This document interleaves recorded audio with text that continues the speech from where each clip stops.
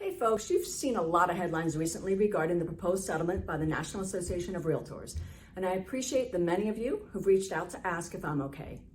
Yes, I am okay, and I'd like to clarify and elaborate on how this will affect consumers going forward, presuming the DOJ signs off on what is now a proposed settlement agreement.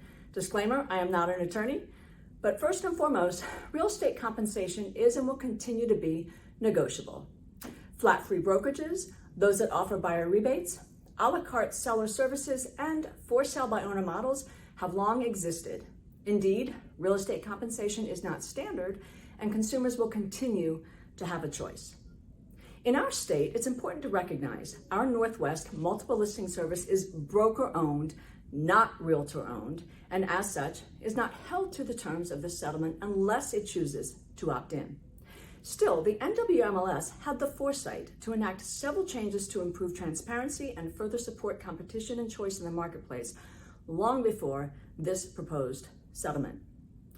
These included decoupling listing agent and buyer agent compensation, ensuring a seller had clarity about what they were paying their listing agent, as well as visibility and choice into how much or even whether to offer compensation to the buyer who brings the broker who brings the buyer.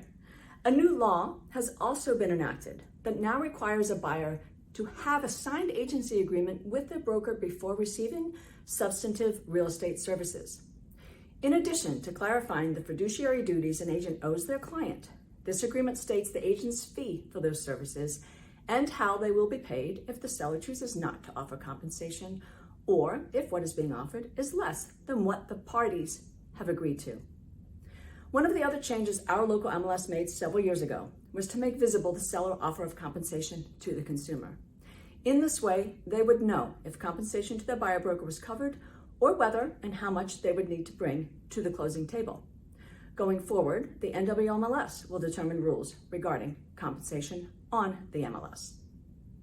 I feel strongly that both parties, the buyer and the seller, each deserve their own representation.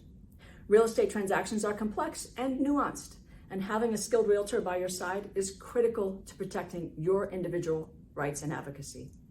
The potential challenge will be for those buyers who cannot afford to pay their broker, or for the VA buyer who is prohibited by law from paying their broker. In such cases, sellers may be asked to compensate as part of the offer terms submitted by these buyers. So at the end of the day, this proposed settlement doesn't affect our ability to do business, just changes some of the ways in which we conduct our business. As someone committed to the highest bar of ethical standards and business practices, I will continue to represent each of you to the best of my ability and help both buyers and sellers understand what these proposed changes mean to them. I have and will continue to be a strong proponent of choice in the marketplace and will continue to serve my clients with the caliber of care and experience they've come to expect and deserve.